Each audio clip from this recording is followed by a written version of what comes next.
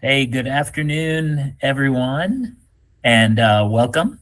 I'd like to call to order the August 23rd City of Asheville Multimodal Transportation meeting. I'm Jack Eigelman, and I'm the new chair of this group. Our meetings continue to be held virtually, but there are many ways for interested parties to participate in this gathering. The City of Asheville's engagement hub, which includes a variety of links and phone numbers, can be found on the Multimodal Transportation Commission page of the City of Asheville's website. Visiting this page is the best way to take part in our virtual meetings. Members, staff, and guests, please remember to keep your microphones muted at all times. So when you're not speaking, we can minimize feedback and other background noises. So I'd like to now welcome our commission members. Members, when I call your name, introduce yourself and let us know what interests you represent. Randy. Thanks, Jack. My name is Randy Warren, and primarily bicycling, although we're in transition between the Bike Ped Task Force and Active Transportation Commission. But yeah, so but I also walk a ton of places and take transit occasionally. Thanks, Randy. Kenny. Hey, Kenny. I'm also on the formerly Greenway, now Active Transportation Commission. But like Randy, I walk and I bike and occasionally ride the bus. Nice. Thank you, Kenny. Joseph Barker is ill and will not be here for this meeting. Joe Chesler. Yes, good afternoon. Joe Chesler, West Asheville, also member of the Transit Committee, cyclist and walker and bus rider. Thank you, Joe. Leanna.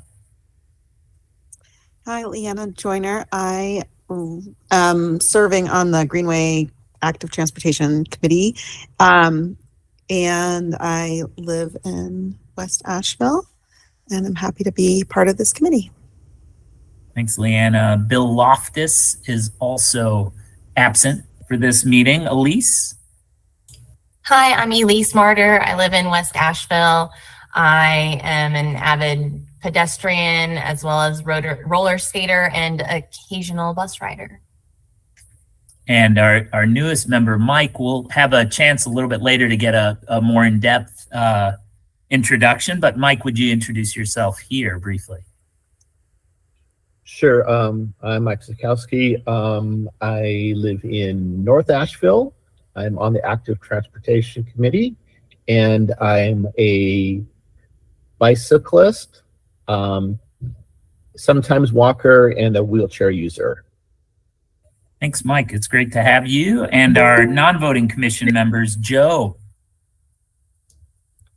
Hi, everyone. Joe Archibald. I'm on the Planning and Zoning Commission still, and am the PZC liaison to Multimodal Transit Commission. And Elizabeth Lycus Worley will not be here at this meeting as well. And our council liaison, Maggie. Hey, everybody. Maggie Ullman. I am a bike commuter. I use my feet also to move around. And I ride the bus. Glad to be here. Nice to have you, Maggie. And we also have several folks who are presenting at this meeting. Anna Sexton from the city and Dana Frankel, also from the city. I think that's everyone. Let me know if I missed anyone, Nicole. Lucy's going to do a presentation on East Patton that we have Vidilla's name next to, but he was unavailable. Okay, so Lucy Crown and of course Jessica Morris. Thanks everybody for being here. So our first item on the agenda is to approve the minutes from our last meeting in June. Is there a motion to approve those minutes? So moved. This is Mike. Thank you, Mike. Is there a second? I'd second that. Yeah, Randy. Sorry, I had a couple things on the minutes that we need to correct. Oh, okay. Thank you. Sure. One is when we go real quick again here. We just a spelling thing when we introduced Joe Barker. It says head instead of herd at 3:05. So we need to change that spelling mistake. And then we had a number of things that were tabled, and they all say tabled until June, but that was the June meeting, so they should have been tabled till July, which we didn't have a meeting that month anyway. But at the time that we tabled them, it was tabling them till July, not June. That was for the status on the 25-mile-per-hour default speed limit, joint meeting with the MMTC and Downtown Commission, and discuss retreat and next steps. Great, Randy. Are there any other edits or changes to the minutes?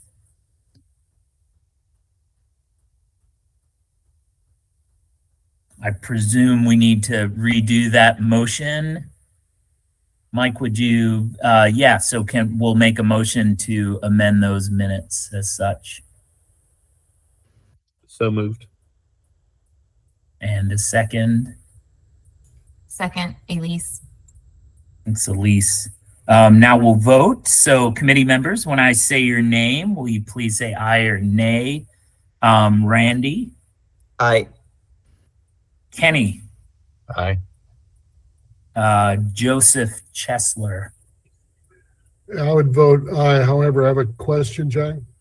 Yeah, Joe. Since I don't think Mike was on the commission at that time, I wondered if that's appropriate motion to since he wasn't present. Yeah, that's a good question. Anyone want to chime in on that? I'm not certain. Randy. I think if Mike watched if he was present at the meeting, then I think he can say that the meeting minutes accurately represented the meeting, or if he watched the video of the meeting, then I think it'd be appropriate for him to say that. If he didn't have any association at all, then it maybe wouldn't make sense. But if he did either of those two things, it seemed like it'd be okay. I did watch the recording. I didn't see it live though. Yeah, I would accept that. I just wanted to point it out, Robert's rules. Yeah, thank you, Joe. But I would vote aye. Okay. Aye it is. Leanna. Aye. Bill is absent. And Elise. Aye. And Mike made the motion.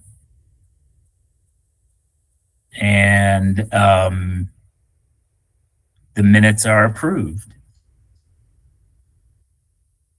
The next agenda on the item is a public comment. And I hope you had an opportunity to read the public comment. It's from, Randy.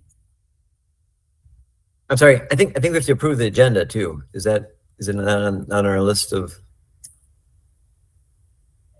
things to do for the meeting? Let me look and see. Normally after we review the minutes, we approve the agenda. Approve the agenda. Okay. The board and commissions liaison advised that it's not necessary to actually approve the agenda. We can if that's something y'all would like to go forward with. No, I just remember we usually do it. So if we don't need to, I think I don't have any affinity for having to do that. It just was something that we normally do. But yeah, if we don't have to, it's not a problem. Okay, thank you, sir. Okay, fair enough, Nicole. Thanks. So we'll move on. The public comment is from Tim Watkins, and it's a fairly lengthy public comment. So what I thought I would do is just briefly outline the key points and then open the floor for any comments that folks might have. And it regards traffic calming policy. And the 4 points that Tim makes is that, one, the policy from 2014 is outdated, and he advises that it be revised. The second point that Tim makes is that the process is burdensome. It has 11 steps, he mentions. Third, there are limited options available for traffic calming, primarily speed bumps and cushions. And then his fourth point is he believes that there isn't transparency in the process. And so I think I thank Tim for his thoughtful comment and taking the time to submit it to us. But are there any comments, questions, or context from members or staff? Randy? Yeah, thank you, Jack. I think it's a great point to bring up. I don't know if we talked about it in this commission before, but it's been a point of discussion in the city. I think he raises great points. I think that we do a poor job, and not saying, I don't want to point fingers saying, this and that. I know it's complicated. We have limited resources. It's hard to do, but I don't think we do a good job of traffic calming and responding to requests and having creative solutions and having them, do things. And so in the past, things like Asheville on Bikes has actually taken on some responsibility for traffic calming, doing some projects on a couple of different, West Asheville, and then in downtown South Slope. So I think the city's been really welcoming for those kind of opportunities, which is great for them to be creative and try and do some other traffic calming. But I think it'd be great if we also had more opportunity for citizens to request traffic calming in a more robust way and a more diverse way. I think he hits a lot of good points. Yeah. Thanks, Randy. Anyone else? Elise. Thank you. Yeah, I did really appreciate this comment that we received, and especially comparing the system that we have in place to the system that Greenville, South Carolina is taking. I lived in Greenville, South Carolina for 7 years, and so I did look on their website a little bit and actually live on a street where some traffic calming policies were implemented. But the point I wanted to call out specifically that I found interesting was that the policy states residents were given a toolbox of traffic calming measures, but later in the policy, due to limited financial resources, the only traffic calming devices considered at this time are speed humps and speed cushions. And there are grade restrictions for which those two types of traffic calming policies can be used, which actually disqualifies a lot of the streets in Asheville because of our topography. So I would definitely support exploring, adding a few more options to that toolkit, knowing that the ones that we're offering aren't appropriate for all streets because they're too steep or something, I thought that was interesting. Thank you. Yeah, thank you, Elise. Any other comments? Context or any questions? Yeah, Leanna. I guess I would be curious to hear from city staff if capacity aside, they think that what's available via the policy is expedient, efficient, fair. From a resident's perspective, I lived on a street that had cut through traffic, speeding excessively, unmuffled motorcycles. I was about to go off the deep end with, an inability to safely enjoy my community. And I gave up at step 2.5 with the process. And I know I'm probably not alone, and that's probably part of Tim's instigation into the comment. So I guess I'm just wondering, looking, taking a balanced view of the comments, what perspective is there about the process that we have in place and if there might be room for improvement? Yeah, before I hand it off to you, Jessica, and then to Maggie, I just want to point out this is a complicated topic. And, my suggestion is that we look at putting this on a future agenda item so we don't, put city staff on, a moment's notice to be able to respond to something that's really complex. So my recommendation is we take a look at it, but I definitely would like to hear from Jessica. Go ahead, Jessica. Sure, real quickly.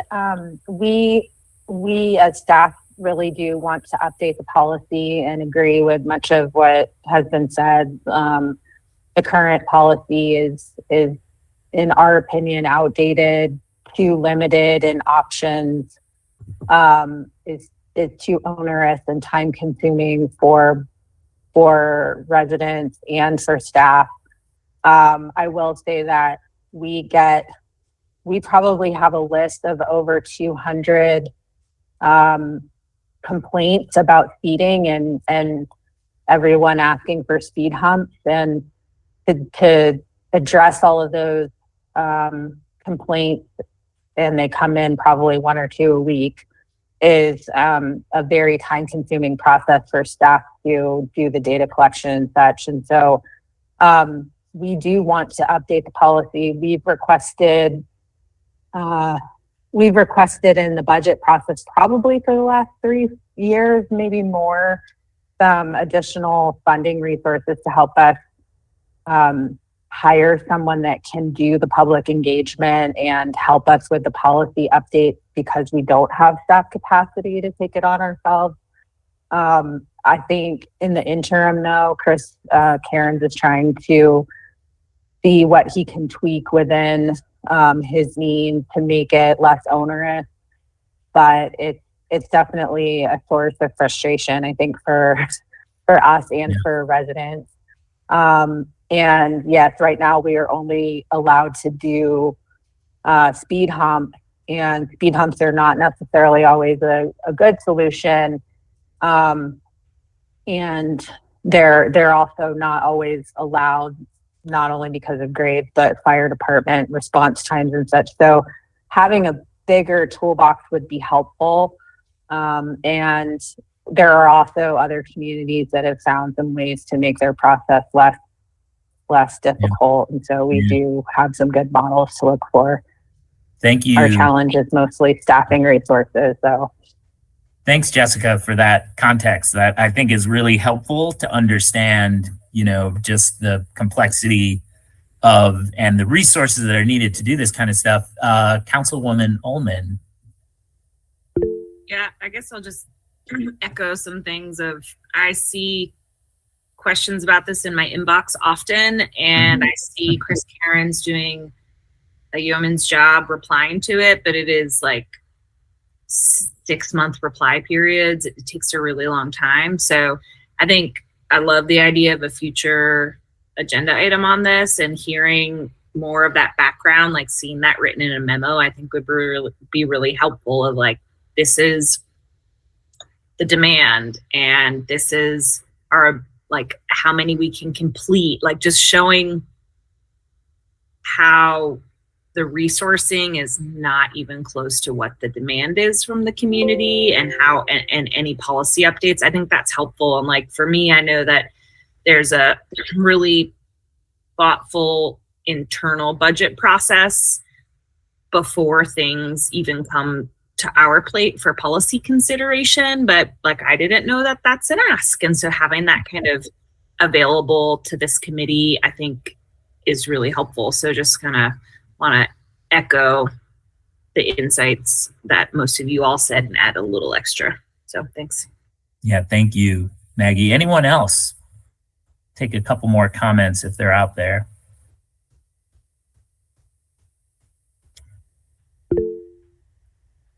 Yeah, Leanna, back to you.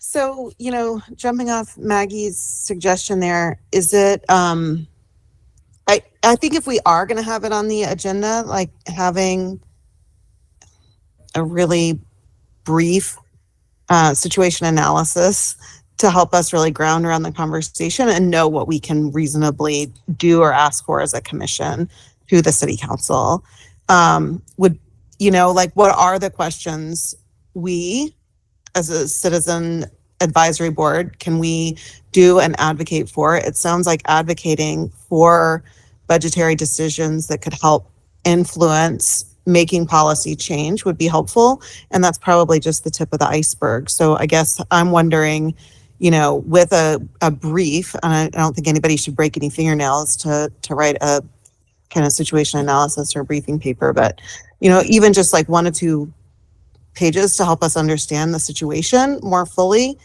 and what is the best way for us to work collaboratively with the transportation department to try to address these shared concerns across the city. Yeah, I appreciate that, Leanna. I mean, the last thing we want to do is create more work and, make thoughtful motions or whatever it might be. Jessica, does that seem like a reasonable ask? Yes. I can't promise that it would be the next agenda, but I think that it can be a near term future conversation for sure. All right. Well, thank you, Tim Watkins, for bringing that public comment to the table. Yeah, Nicole. Yes, sir. My apologies. I went back and reread the email verbiage with the assistant city clerks, and we do need to approve the agenda for today's meeting. I do apologize. Right on. Thank you, Nicole, for clarifying. Randy, good heads up there. So we'll step back. I believe so we're going to move on, and we need a motion, or is there, motion to approve the agenda for today. I'll motion to approve the agenda. Was that you? Oh, yeah, there you go, Randy. Thank you. And a second. A second, Elise. Okay, Elise. Committee members, when I say your name, please say aye or nay. Randy? Aye. Kenny? Aye. Joe Chesler? Yes, aye. Leanna? Aye. Elise? Aye. And Mike? Aye. And I'm an aye, so the agenda is approved for today.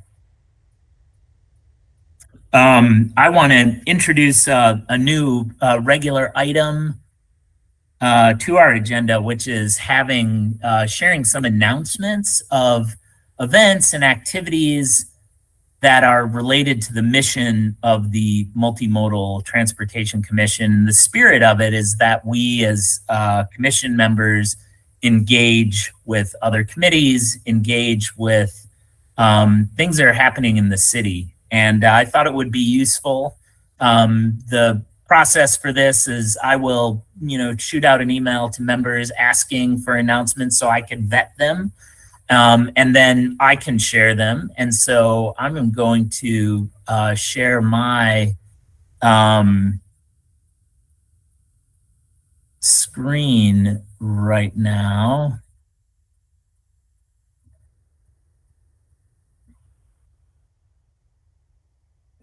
And just briefly share with you a couple of these events. I hope you can see them okay, but the first couple are committee meetings. So the Transit Committee and the Greenway Committee, I think those are great opportunities for members to attend and engage with and be able to share information across those two committees.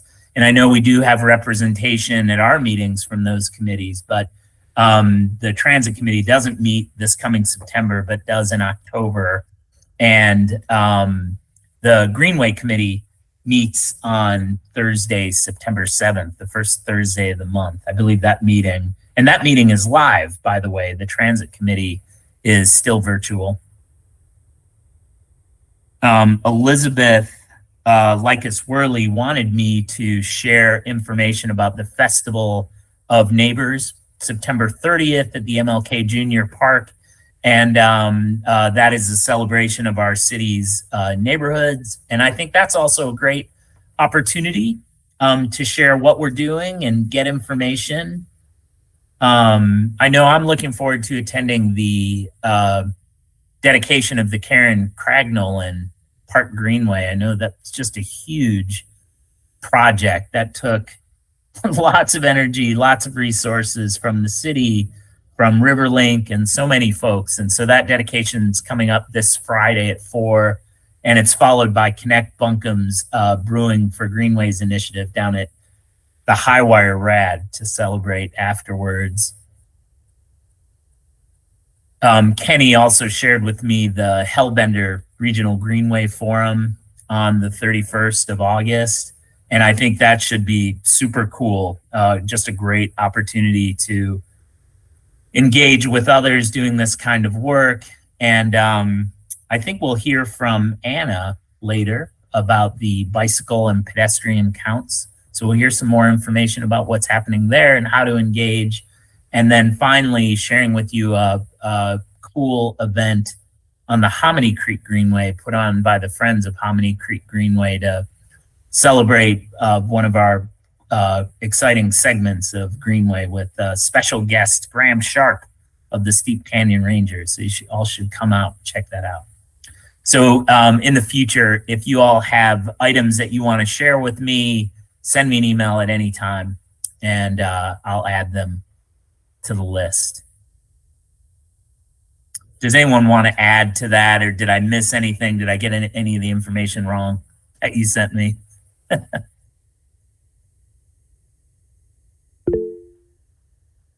Yeah, Kenny. Hey, yeah, I forgot to mention that the city is, they have a survey now for the Reed Creek Greenway Extension Project, and it's live until September 22nd. So I thought I'd throw it in now because I don't know if we'll make it to the next meeting. So Reed Creek Greenway, they're doing a feasibility study with McAdams, I believe, to extend it north all the way to Riverside Drive and south somehow through Montford to the pedestrian bridge at Isaac Dixon Elementary. And so there's a survey online now to get input from the public. So I thought everybody should jump on it and participate. Awesome. Thanks, Kenny. And kudos to all the people doing great work from the city and nonprofits and all the other sectors. It's a really cool list of things happening. I think it shows the kind of level of activity that's happening in the city right now, and I think that's exciting. All right, we are on to our next agenda item, a new business item, and that is to introduce our new member of the commission. And we heard briefly from Mike. Mike, would you take a couple minutes just to give us a deeper introduction, what you're involved in and your interest in serving on this commission? Sure. Yeah. I'm Mike Sikowski. I'm originally from Southern California. I am a Navy combat veteran. After serving in the military, I got my degree in civil engineering. Then took a position at AECOM, which is a international consulting firm. After working for them for a while, I was consulting for Walt Disney Imagineering, and then I went on board to WDI, Walt Disney Imagineering, where I worked with Joe Chesler. Small world. Then after that, I moved on to the city of Long Beach, where I kind of worked the other side, working as a consultant for a developer, then working for the city. Kind of gave me a really good view from both sides and see how the different sides look at things and the different opportunities and how they can work together. At 50, I was able to retire. I retired from being a project manager and moved to Asheville. I've been here ever since. I was active in down at the RAD in ceramics and with the I-26 Aesthetics Committee for the last 4 years, and that was on a 9-month committee. That's in our 4th year. So I know how committees can work. Now I have FND, functional neurological disorder. So most of the time I'm in a wheelchair. Some of the times I walk. So I would like to really look at some of the emphasis and some of the issues that the handicapped people have in this city. Hey, thank you, Mike. It's super to have you. What a great range of skills. It is amazing the level of skill on this commission. It is really great. So look forward to tapping into that. Next up, I'm going to turn it over to Jessica on a proposed right-of-way closure to review and consider a proposed closure for a portion of excess right-of-way adjacent to 100 Craven Street. And Jessica, are you presenting on this? Yeah, I had a technical difficulty. Let me try again.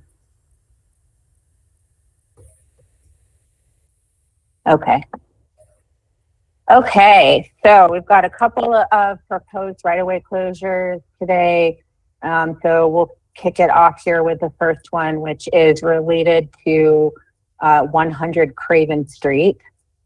And the owner of the parcel at 100 Craven Street has petitioned for this closure. And it's a very small piece of excess right-of-way that's actually attached to the Craven Street right-of-way, or is the Craven Street right-of-way. And I'll show you some maps so you can see what that looks like. But this closure request is associated with a level 2 development, which is for a 23-unit multi-story building on that parcel. And as I said, it's a small triangle-shaped piece of the right-of-way that's located along the western edge. It is not, this portion of right-of-way is not currently in use or maintained by the city, and it does not impede any future transportation connections or any utilities. So, not sure how easy it is to see here, but you can, Craven Street here is running kind of northeast, southwest, and the right-of-way actually doesn't even really line up with the street, but there's this little purplish triangle here that for some reason or another, when it was originally platted or surveyed, protrudes into this parcel here, which is the parcel that is proposed for redevelopment. And so this little triangle is what they are seeking to close. And here is the topo map, the survey map that shows where that triangle is as well. So it's roughly right by where the red arrow is pointing. And so our technical review committee, which is the staff level committee, met on July 17th to review this request, and the recommendation was to approve it and forward it to the Multimodal Transportation Commission. So happy to answer any questions. And if you guys are willing, then the motion would be to recommend that City Council approve the requested closure of an excess right-of-way adjacent to 100 Craven Street. I'm happy to answer any questions.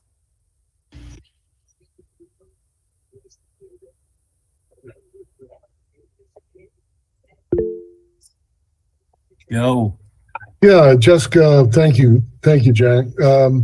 We don't have any transit service on Craven at this location, do we? No, we do not. I didn't think so. The only question I would have is whether this might have been an opportunity for a carve out or a bus stop, but I understand that isn't relevant here. Thanks.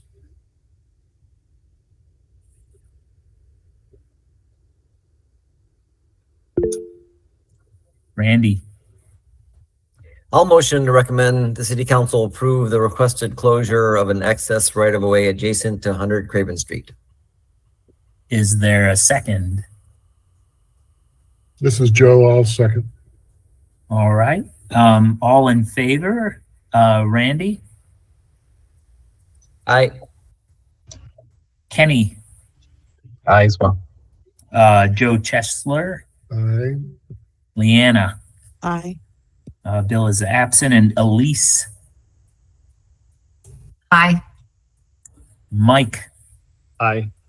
and I'm an I, so the right-of-way carries. Great, thank you. Thank you, Jessica. And a second proposed right-of-way closure on the agenda, and that's to review and consider a proposed closure for an unopened right-of-way between Sulphur Springs Road and Lane Avenue. So handing it off to you, Jessica. Okay, let me switch over.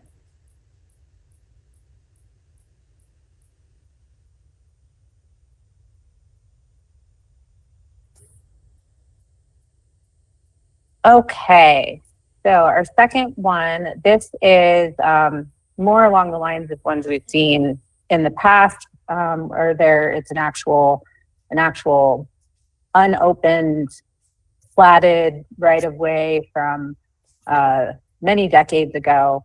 And this one happens to be between Sulphur Springs Road and Lane Avenue. And this is over by the Lucy F. Herring Elementary School. I'll show some maps so you can get a better context. And I believe the applicant might be on the line with us as well. The property owner, his name is Jeremy Cohen. He is the owner of 160 Sulphur Springs. He has petitioned for this closure, and the request is to permanently close this unopened right-of-way that runs roughly north-south between Sulphur Springs Road and Lane Avenue. And it runs between 4 properties, 2 on the west side and 2 on the east side. And the right-of-way closure, if it is approved, would be divided among those 4 properties, and a new plat with the new property lines would be filed. And all of the adjacent property owners to this right-of-way have signed affidavits of approval. And so the orange line here is the unopened right-of-way. It's about 25 feet wide. Here's 160 Sulphur Springs, 158, and then down here is Lane Avenue, where the other 2 parcels that share this right-of-way are. And here is what it looks like from the parcel map. So you can see that it connects through here. And I've got some photos to help you see more of what it looks like actually on the ground, if my computer will respond. Here's a vicinity map. So just to give a more kind of spread out view, broader view of where this is, you've got Sulphur Springs kind of winding along here through the north, and there is sidewalk on Sulphur Springs Road. You've got the elementary school right here, Lane Avenue, and the orange line again is the unopened right-of-way. So you can see that there isn't really a lot of connectivity right here, but this right-of-way doesn't necessarily help provide any additional connectivity that would be, in my opinion, be very useful from a transportation perspective. And then these blue lines are the existing, where you've got existing sidewalk. And so you can see that Sulphur Springs is the primary sidewalk that goes to the front of the Lucy S. Herring Elementary School. This parking lot back here, I think, is more for bus drop off. There is a sidewalk coming up Clinton, I think it is, Avenue, that students can access the school from this direction too, if they wish. So they do have access via sidewalk essentially from both directions. Although it would be, I think, nice project for us to do here is have a little connection right here on this median. So this is what the unopened right-of-way looks like if you're on Sulphur Springs Road and you're looking south. So you can see that it does start to drop off towards the rear. And then if you were on the Lane Avenue side looking north, essentially this wall, I believe, is more or less kind of in the middle of where that unopened right-of-way is. You can see the topography is going up towards Sulphur Springs, and then there's a grade change that's happening here because of this retaining wall. And here's another vantage point just to give some more perspective. This is on Lane Avenue looking toward the elementary school, which is down the street. This is another perspective of this retaining wall. So again, that right of way is kind of running right through this wall. This is on Sulphur Springs Road looking east, again towards the school. This is the sidewalk that's going towards the school with this lovely electric pole right in the middle of it. But this driveway, this gravel driveway over here is essentially where that right of way is located. And again, additional context, this is the intersection of Lane Avenue at Clifton. So here's the school, the back parking lot or where the buses pull in. And so you can see here that if there were students coming from Lane Avenue, they would be crossing here. So we have closely reviewed this request. We try to look for opportunities for connections, even if they're not necessarily for vehicles, but if they could be beneficial opportunities for connectivity for bicyclists and pedestrians. And I think with this one, after looking at it, given the existing topography, the walls and structures that are there within the right of way, and looking at the broader connectivity in the neighborhood, if there was someone coming from north or south or west, and they were, for example, wanting to head to the school, having this connection doesn't necessarily really make anybody's route shorter because there are other parallel connections that could be used. So the staff feels that there isn't a public benefit to leaving this right of way as is, and there are also no utility conflicts present. So on the 17th of July, the TRC met and reviewed the request and recommended that it move forward to the Multimodal Commission and that it be considered for approval. So I'm happy to answer any questions, and I can bring up the maps again if that would be helpful. I figured this one might have a little bit more discussion around it. So happy to answer questions. Joe, you are first up in the queue, and then Randy. I'll go with my question first and hold off on some other comments. Is it safe to say, Jessica, that one, that retaining wall looks pretty new, and two, that it is within the right of way, i.e. not on the owner's property, which is a violation? I don't have a survey that says that, and it's a little difficult for me to answer that question without having that detail. It's close. If it's not in the right of way, it would be close, just looking visually, but I don't feel confident enough to say either way, yes or no. Okay. It seems reasonable then that a survey would need to be done to determine that. I mean, I guess what I'm getting at is obviously that particular property owner isn't the one who's bringing the request for the closure. However, they stand to benefit if they've actually put that wall in the right of way. Mm-hmm. Right. That could be true. Randy.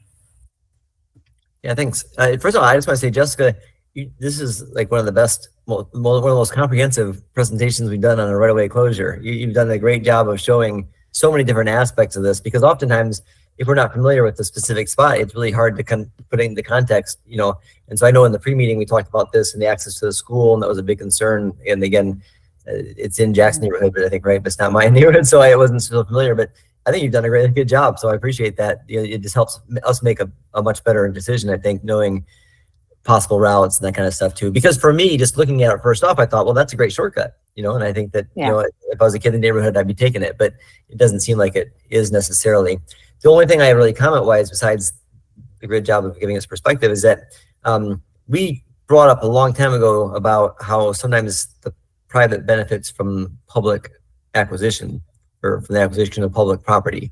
And that just seemed like this is one of those cases. So the retaining wall is an example. Someone's invested money, maybe perhaps not appropriately, into their property, and now they're going to get a somewhat of a windfall from that because they're getting property that the public is giving them. And then I think maybe too, if I remember right, someone was trying to maybe develop some property and they didn't have enough space around the property to add something else to their property, and this would give them the extra ability to do that too. So it just seems like the city doesn't get any kind of compensation, yet somebody's benefiting somewhat significantly from the acquisition of public property. And so again, we haven't talked about it for a while, I think, but for a while it was one of our, we talked about it quite a bit. And so I think that just to continue that is a concern. And then, again, the reason why we didn't have any resolution to that concern before is that we never really figured out how we could get the city to better benefit from the private owners getting a better property. But I just wanted to make sure that was still kept in the conversation. Yeah, it's private use of public land or public space is definitely a topic you'll hear more about later on from Dana. But yeah, it's complicated. These right-of-ways are not technically owned by anyone. They're not even really owned by the city. We are the stewards of them, and the council is the body that can authorize closure. And we are supposed to look at them from the standpoint of, does the closure have a negative impact on the public? And it's not the most clear cut and dried process or situation, or state law for that matter. But I think, one of the questions about, or your question about whether or not the city could benefit from financially or otherwise from these property transfers, if you will, has been a little bit uncertain. But from my recollection is that legal thinks that that's not necessarily something that we can do since we don't actually own the land. But we could revisit, since it has been a couple of years since we've had that conversation. I do think that the applicant Jeremy Cohen is on the line. If Jeremy, do you have any comments that you'd like to make? My understanding is that you are seeking this closure request because you either are or have or will be submitting a TRC application for redevelopment. I don't know. Maybe he's stepped away. If he hops on, then maybe he can answer some of those other questions. Does anybody else have any questions? Yeah, Joe, you take the floor. And then to Mike. I'll just go back. I wanted to ask the questions first and then kind of give my comments. I would also, just real quick, second Randy's comments. This is a great presentation. Thank you, Jessica, for putting all this together. I really started looking at this one, and I went onto the county GIS website, and there's like Lane Avenue, Inglewood Avenue, Dunn Street, cross connect from Clinton all the way over to Delaware. There's lots of these little kind of unopened right-of-ways around that that certainly could provide better cross connectivity. However, when I look at this one, I think, what if that's a shared driveway that goes all the way through, that has a fence in the middle so you can't access through, but each one of those property owners is able to put an ADU in the backyard. It becomes more of a public street that allows that. Perhaps, but to me, this is one of those really gray areas where I would want to see exactly what the development proposal is the community. If he wants to put a fourplex there and they're all affordable, fine. But if it's just like, I want to make my 1,000 square foot house 5,000 square feet, and the wall thing to me is a really big one. I mean, I would just, my recommendation would be that the city requests a survey of where that is, because if that is built in the right of way, that property owner, while they are not the applicant, is getting a direct benefit and not having to either pay a fine or tear that wall down by getting this, right of way closure approved. And that just seems sketchy to me personally. Thanks, Joe. Mike.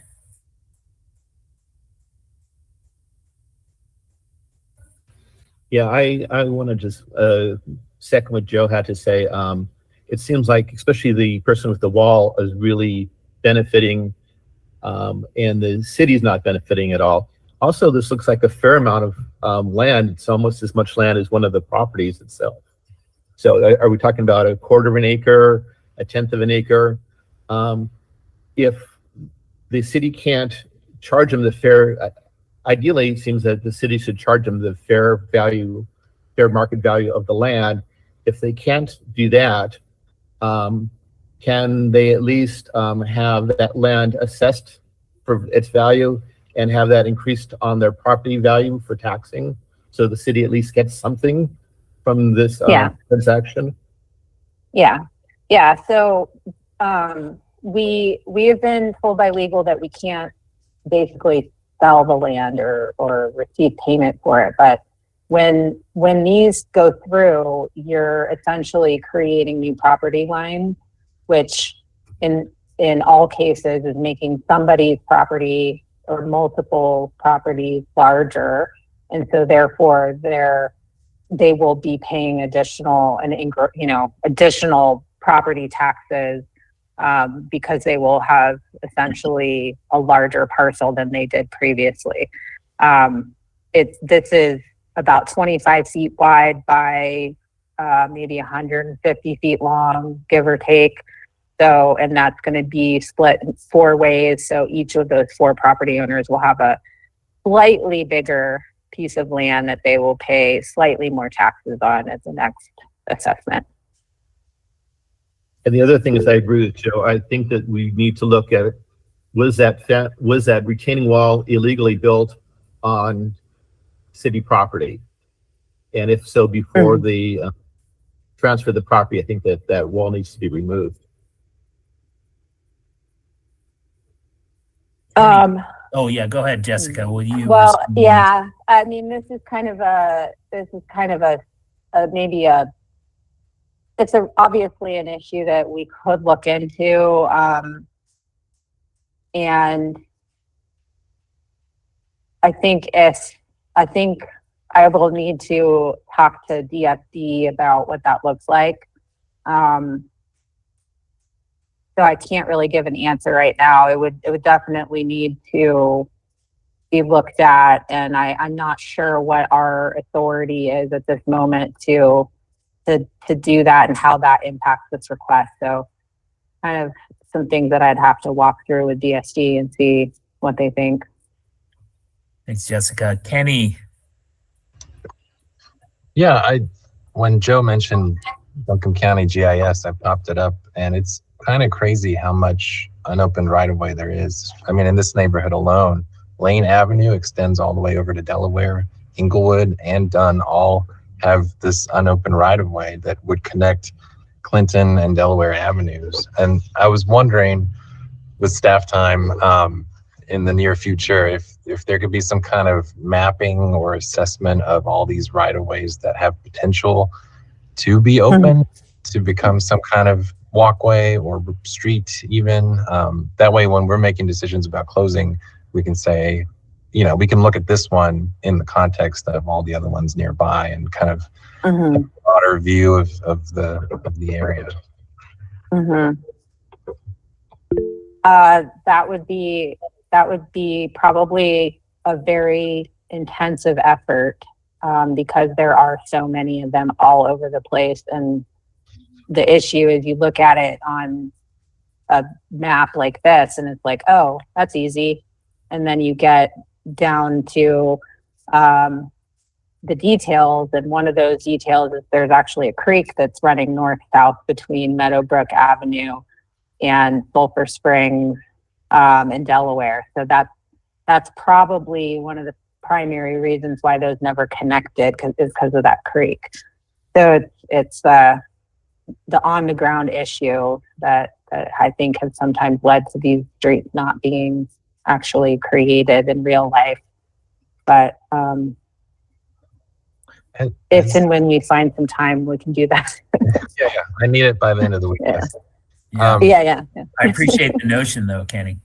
Has there ever Yeah. been a discussion about like making right-of-ways that already exist more visibly clear that it is a public right-of-way? For instance, in my neighborhood, there's a shared alleyway between houses that's public and you can cut through and it's fine, and we kind of know about it, but there's not any kind of signage that says, hey, this is a public alley that you can go to. You know, in Montford, there's like actual alleys that say this is an alley, whereas some are just, they exist, but it's not really clear. I was wondering, I know we're getting off topic, but just Yeah, curious. I think that's a good, Kenny.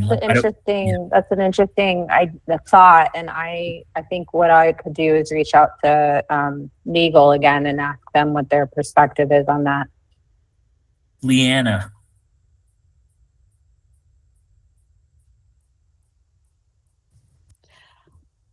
I'm taken by the proximity of this access road to the school, and also knowing all the other degrees of unopened right of way, or I guess right of ways, and kind of paper alleys throughout this neighborhood.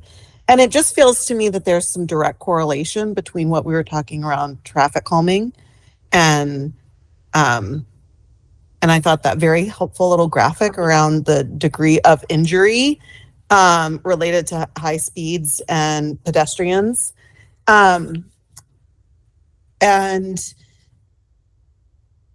we know so many of our streets aren't built with sidewalks and that access is difficult. And here's a really beautiful, particularly when it's nested and in communities, to serve as a means of connecting communities and people to their destinations. And so it's, I think often they are underutilized by people as transportation corridors because, to Kenny's point, they aren't signed and it just looks like someone's property a lot of times. So these are great questions, but it feels like, looking full circle at multimodal transportation, if you know that you can take a quicker route from Delaware Avenue to the school that cuts cross country and you don't mind, stepping in the creek, is there the potential to facilitate greater access to public resource that does exist in what's largely right now kind of this unknown area. It's known by the homeowners often who live adjacent to it, but it's not often known to many others. And sometimes they're fenced off. There's one in my neighborhood. Goes, straight from one street to the next. It'd be a beautiful way to walk, but it's got a fence that someone's put up.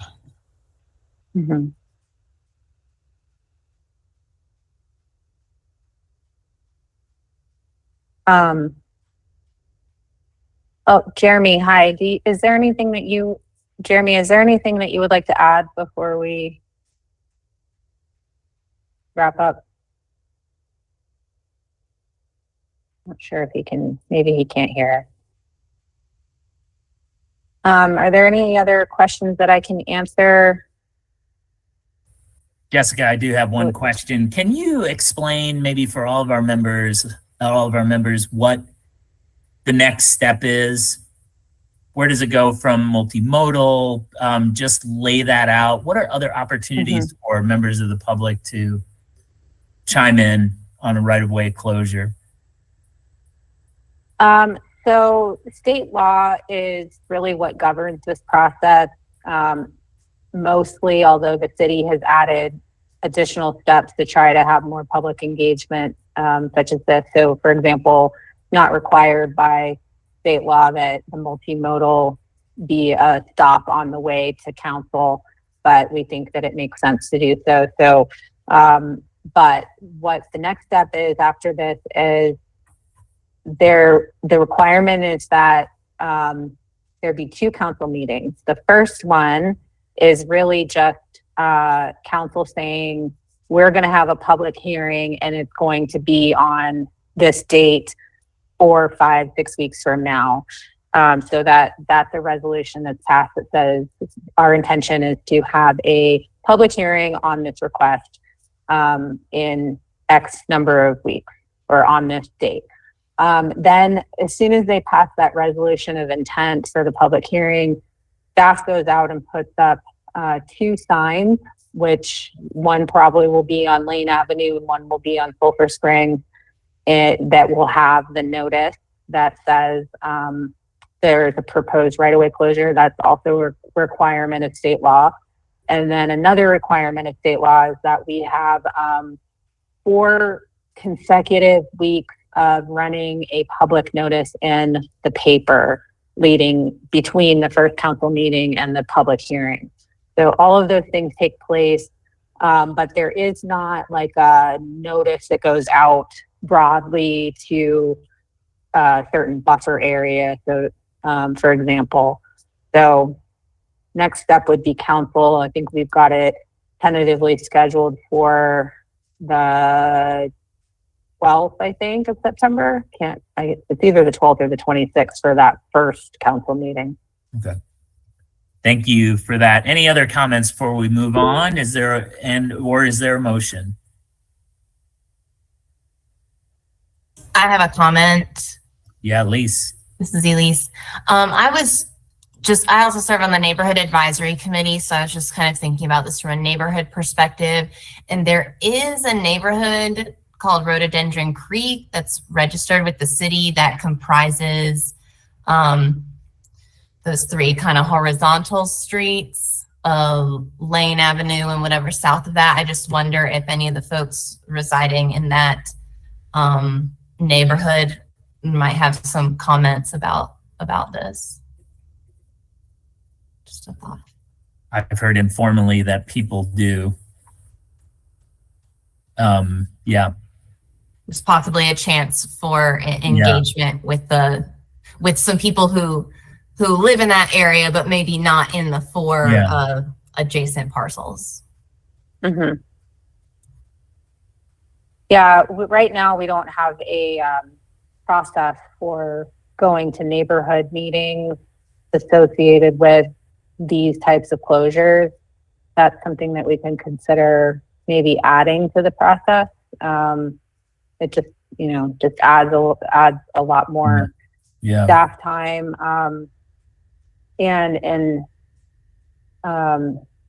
But I don't think that's a bad idea by any means. Thank you. Any other comments? Joe? Yeah, thank you, Jack. I'm troubled by what I've been hearing as far as what appears to be a rather lackluster analysis by the technical review of the way, and I'm not sure. I'm sure it's well-meaning, but I'm not sure they've looked at the comprehensiveness of maybe linking together many of these rights of way before they come to us for a decision. And I'd like to move that the city engage a comprehensive study of these underutilized rights of way to determine opportunities for enhanced connectivity, especially with regards to bicycle and pedestrian activity. If there is a second, I have another comment to that regard. Maggie? So the council's Planning and Economic Development Commission or committee, of which I am on, Sage Turner is on, and Sandra Kilgore, Vice Mayor Kilgore is on. One of the items on our work plan for the year is to work with a soon to be hired real estate manager to look at city owned land and city owned assets.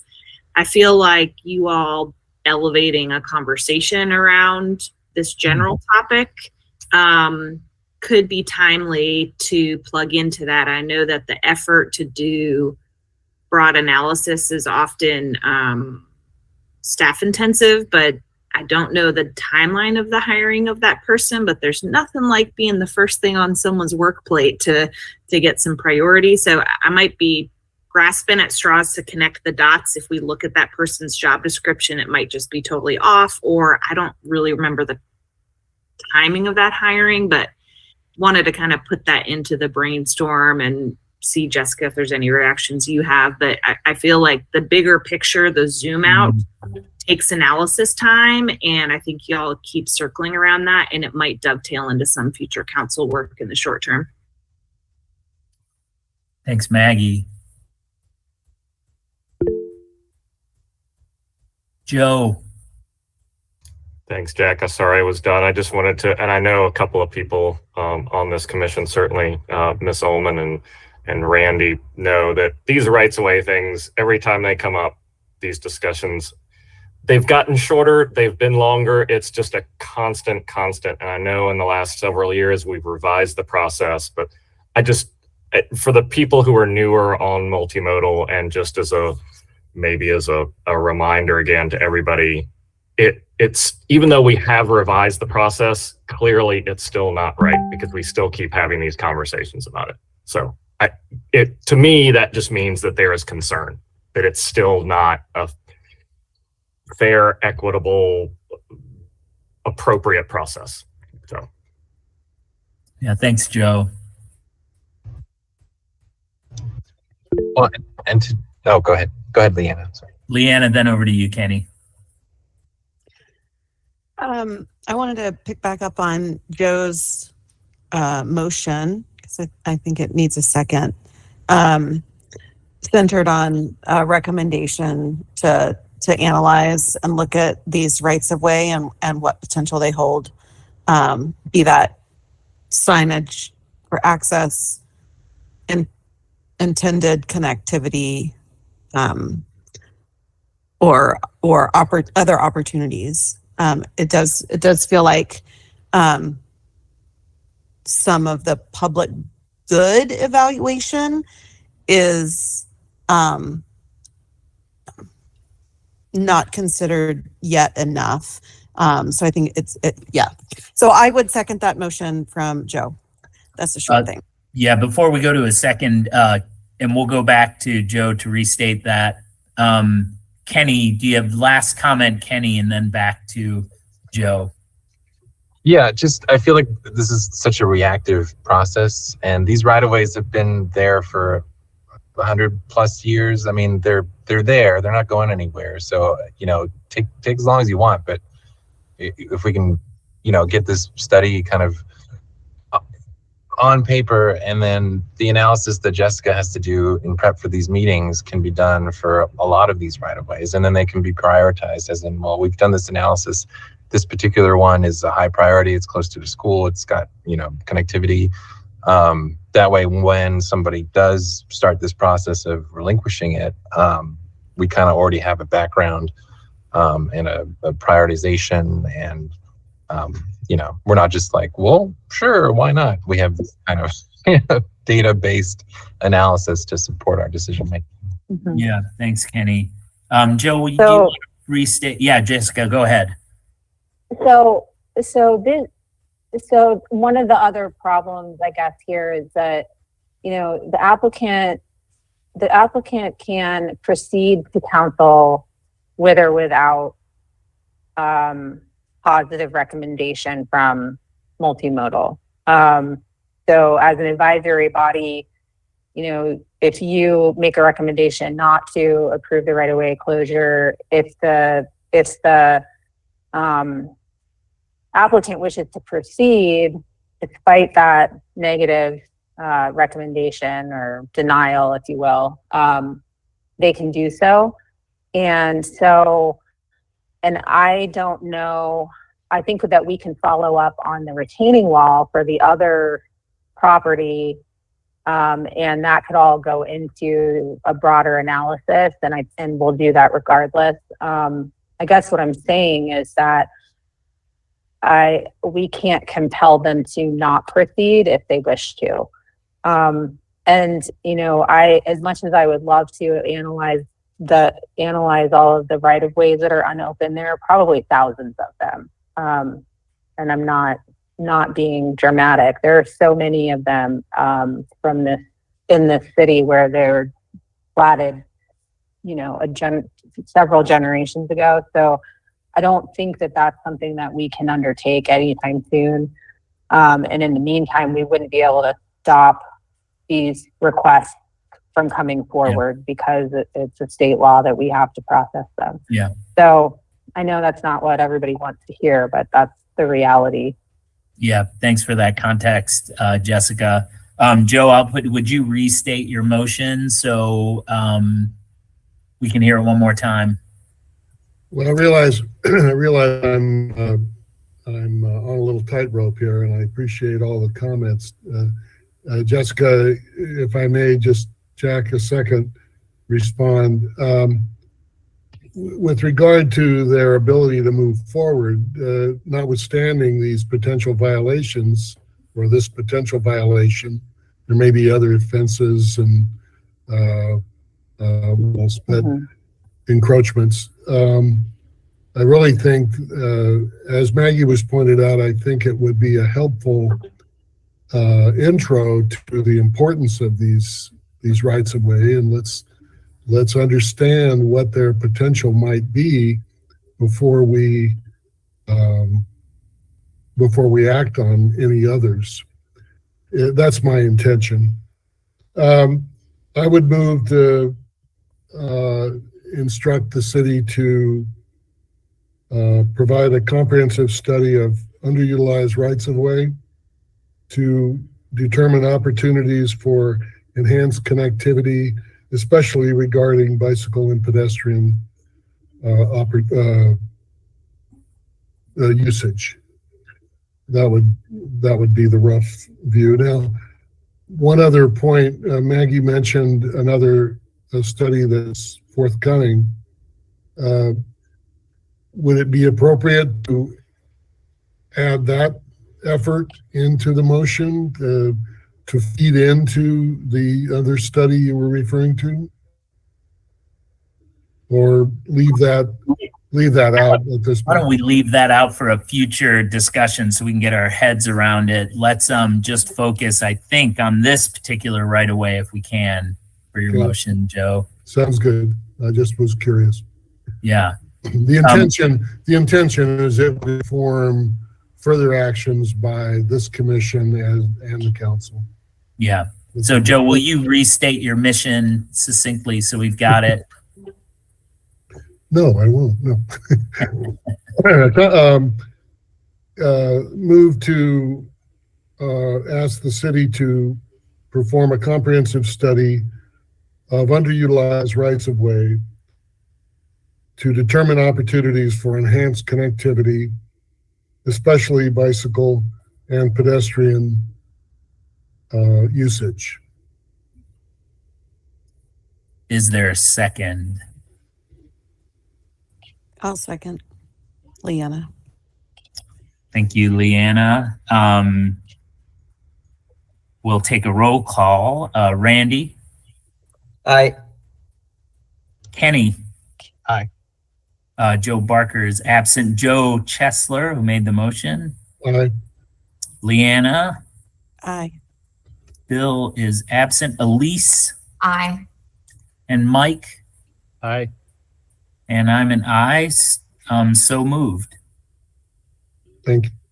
Thanks everyone for the thoughtful conversation on that. I know that one's a tricky one. And I do like the idea of a sidewalk on Clinton there, Jessica. Let's make a note of that. Anyway, real quick, Kenny and Randy, and then we'll move on to the next item. I think we need to move on this particular right-of-way closure, right? Is that correct? That Yeah, was my question too, is whether we need to. Yeah, okay. Vote it up I or would- down. What I heard Jessica say is we don't have to take action. That doesn't preclude, I mean, like, we don't have to propose a Correct. motion to Yeah. endorse, and we don't have to make I suppose we could make a motion to not. Yeah. But, Randy, but yeah, go ahead, Leanna. Randy, do you want to chime in? Yeah, so I think just my personal opinion, not that we have to do it either way, but we should make a motion either to approve or not approve, because otherwise we're not, because city council has asked us to advise them on this, Yeah. basically, not specifically, but in general, you know. And if we don't give them advice either way, then they're less likely perhaps to take our advice maybe seriously one way or another. If they're like, well, they don't comment on it anyway, or if there should be some message we send to them. Yeah. Either we say, no, we don't approve this because we don't think we have enough information on this, or this procedure isn't following, you know, whatever. Because otherwise then they're like, well, why does multimodal even get these things anyway if they're not going to tell us what they think? That's a great point. Does someone want to make a motion, the proposed motion?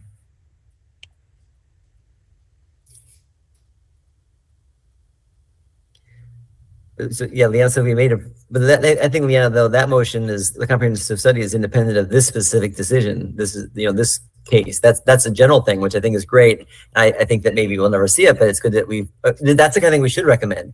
And city council might say, that's great, but it doesn't fit within our budget or our priorities for the year. And then they don't anyway, but I think it's important. And Jack and I talked about this before, where we should make, you know, clear what we're trying to do to make multimodal transportation safer and better for the city. Whether the city takes it or not, it's up to them. It's only our job is to make recommendations and do things we think is appropriate. So I think that's what the motion really was for. It wasn't for this big thing. So thank you, Randy. That's a great point, using our leverage to make motions on a variety of topics. Joe, and then to Joe, and then we'll move on. Yeah, Joe Archibald, that is, sorry. Yeah, thanks, Jack. And just as process, and like Randy just mentioned, it doesn't necessarily, if you do a motion that is we don't like this, you could say, it could be a motion of that we don't have enough information to make a determination, but just from background of P&Z, you know, we either have to vote or not vote. It's either approval or disapproval. This one gives you a little more leeway because it's not required for this to move forward, but at least you should, I think, voice the opinion that you have from the expertise side, and whether it's just we don't have enough information to approve or disapprove of this, but at least to put something forward. I think Randy and Kenny are absolutely correct. And then one more comment, Joe Chesler. Well, I wanted to go ahead and formulate a motion, taking the language in the agenda listing there, but if I may just quickly read what I would suggest. A proposed motion to recommend the city council deny the request for closure of an unopened right-of-way between Sulphur Springs and Lane Avenue at this time until further information is provided, or something like that. Is there a second to Joe's motion? This is Mike. I'll second that. Mike, did you second that, did you say? Yes. Okay. We'll have a roll call. Randy? Aye. Kenny? No. Joe Barker is absent. Joe Chesler? Aye. Leanna? Aye. Bill is absent. Elise? No. And Mike? Aye. And I believe that carries. Is that correct?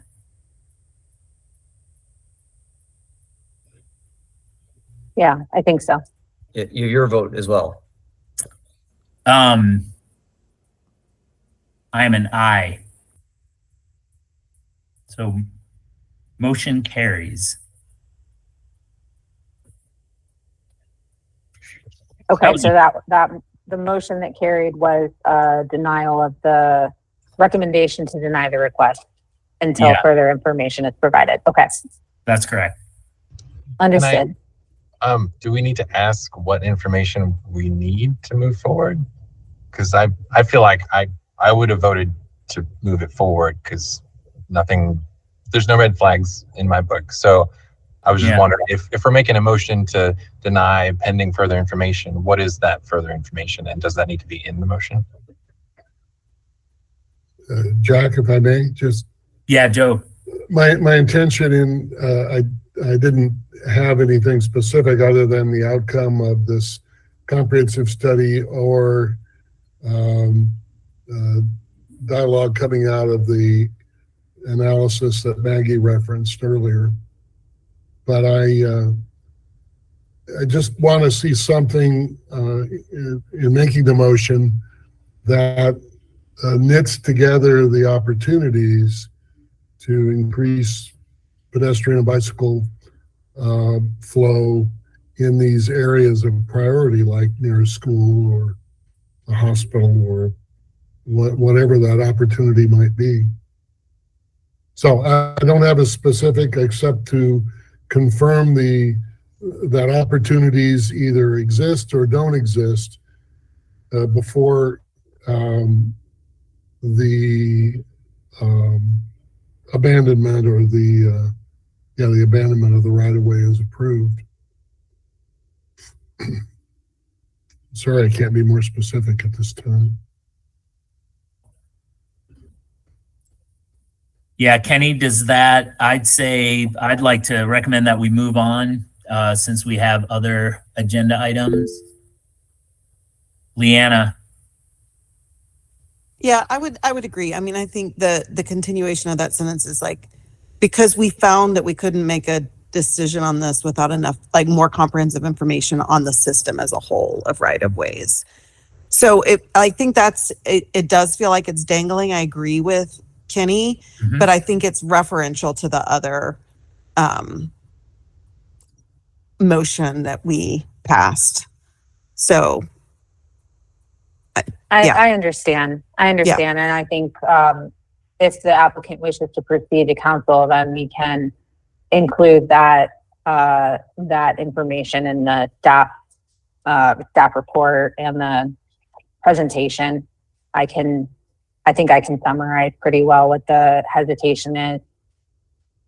Thank you, Jessica. And I recommend that maybe down the road, whether it's at a retreat or another opportunity, is to just revisit the process of multimodal in this right-of-way procedure, so everyone's on the same page, and make this process a little expedited and not get in the way of useful work that needs to happen in the city. So thanks everyone for chiming in. That was I think it was a useful conversation. Next item is a presentation on outdoor dining program updates and ordinance revisions. And I think we're going to hand it over to Dana Frankel. Thank you. Good afternoon, commissioners, and thanks for having us here today. Chris Collins from the Planning and Urban Design Department is also going to join for the presentation. I believe he's here, and I will pull this up.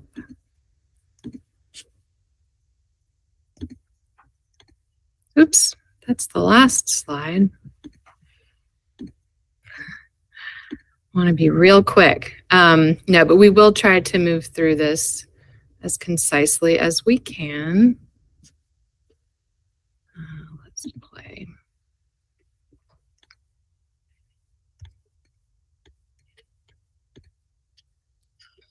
All right, let me get my screens here. So as I know you all are aware, and some of you have been engaged in earlier steps in this process, the city permits various commercial uses of public space.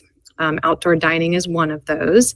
Outdoor dining provides a lot of public benefits. It contributes to the success and resilience of our local economy. But we are working on making some updates to the program which we will present to you. And we're hoping that you all might make a recommendation to continue to move these proposed changes forward. So goals of the proposed updates are to support a welcoming, safe, active environment, improve the application and management process overall, to better prioritize mobility and access for all, including those with disabilities, to transition elements of the temporary initiatives launched during COVID, specifically to transition use of on-street public parking spaces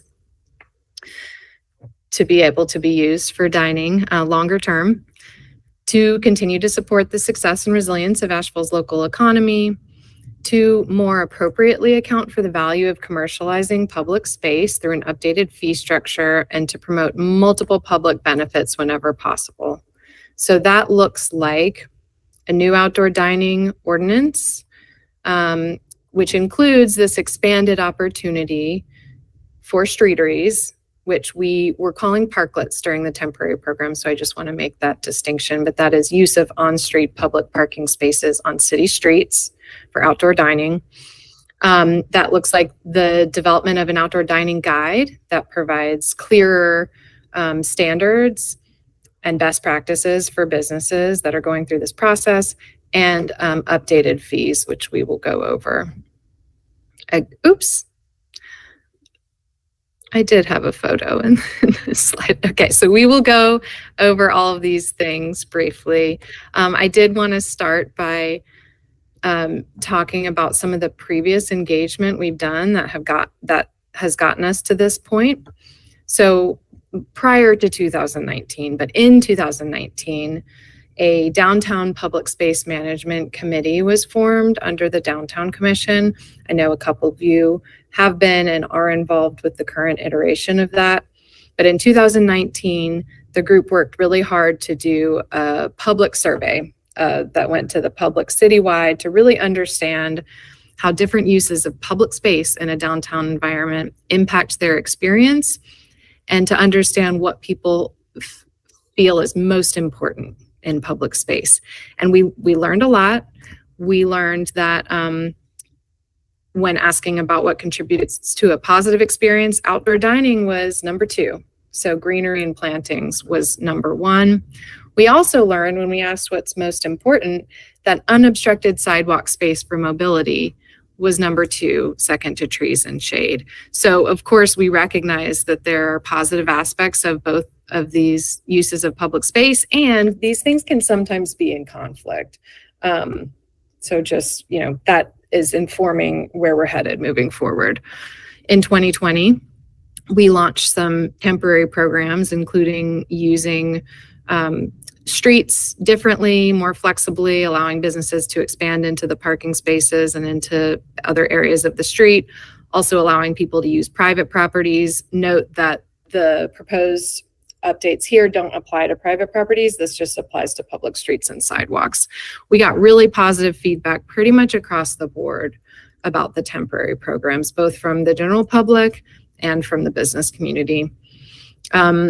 Everything we've done to that point informed some downtown public space management guidelines, which is really kind of a reference document for staff and helps keep us accountable to the public on what some of these trade-offs are of uses of public space, and also some recommendations on how we might be able to move forward.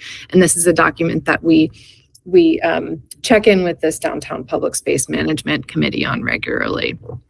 In late 2021, we pulled together a work session with the Downtown Commission and the Multimodal Commission, which has informed, again, some of the key aspects of these updates. And we've been checking in with council ever since we launched the temporary programs in 2020 to get guidance on moving forward. And that has gotten us to this point as well.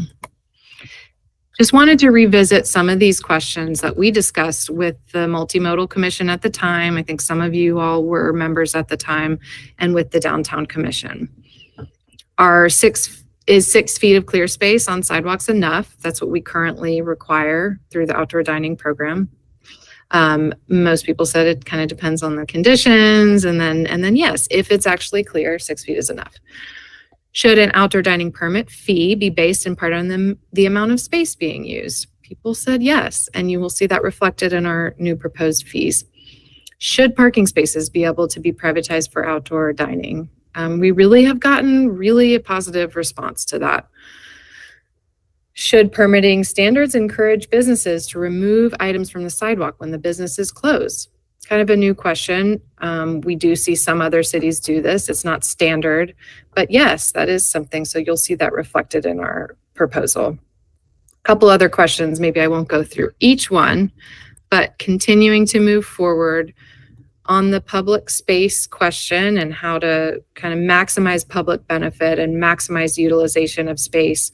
We are proposing that businesses have the option of keeping the space privatized all the time, which is what the outdoor dining permit facilitates now.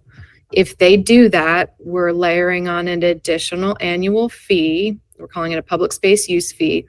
Revenue from that could go towards public space improvements in the future, or maybe helping businesses build out streeteries or something like that, TBD. A business could also move their things substantially when the business is closed. So we have all the specifics, and I'll try to stay somewhat out of the weeds, but it looks like kind of taking up about 25% of the space. And then that becomes open for other activities, whether it's mobility, pedestrians, whether it's busking activity, or other general uses of public space. Or they make their furniture available to the public. So maybe that looks like picnic tables. That becomes public when the business is closed, and there will be signage that indicates when the public is, or when the space is open or closed to the public.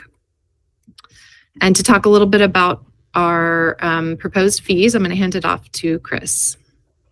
Hey everyone, I'm going to talk to you about the fee structure that we're looking at. So fees are being updated in order to align with the values of the program and enable improved operational management. And we've been researching different cities around the region and other gateway cities in order to establish a benchmark for fees. And I'll not spend much time on this slide, but you'll see that most places are doing it based on the amount of space used. We can go to the next slide. In addition to reviewing benchmarks, we've also taken a look at what the impacts of no longer having that space available are. For instance, lost parking meter revenue is a major factor there. Market rate for retail space, we looked at what it would cost a private business to expand into that area if it were private space, and staff time for processing. And you'll see all of these come up with some big numbers, but we tend to hit around the same number individually on these elements. We can hit the next slide. So what we've done is we've proposed a new fee schedule for outdoor dining that is based on the amount of space that's being used and tries to achieve partial cost recovery for the loss of that space and the staff time that's needed. And circling back, as Dana stated, the public space use fees. So the fees are also trying to provide an incentive to keep the public space public. So that's a good way to go. Moving forward, the standards, the key updates we'll be looking at, you'll see a few here. The standards are going to focus on ensuring clear pedestrian space on sidewalks and providing sufficient buffers around vital features such as transit stops, pedestrian ramps, and fire safety features, fire connections, hydrants, things like that. And also including some extra buffers between 6-foot clear space and adjacent seating and another buffer and adjacent to the roadway. Our current ordinance doesn't provide a lot of guidance here, and we see a lot of different configurations of furniture on sidewalks and such. So on top of that, we're going to take these standards, and on the next slide, I'll show you that the outdoor dining guide that was referenced is meant to be an easy to follow source for information on the application process and illustrate the standards and requirements that we have, as well as recommend some best practices, which may or may not be achievable in each instance. But we do believe having an easy to follow guide that can be updated as needed without an ordinance amendment is really key to getting compliance and keeping those pathways clear and those buffers present. In order to ensure that we get that finished product on the ground with these standards in the guide, we're working on a new process and management for the system, which will have three main functions: review, zoning coordinator review of an application for outdoor dining or a streetery, a new component, which will be an inspection of the area to ensure that compliance is happening, and a push towards proactive compliance in our downtown area. Again, trying to make sure those pedestrian paths stay clear and our buffers are clear.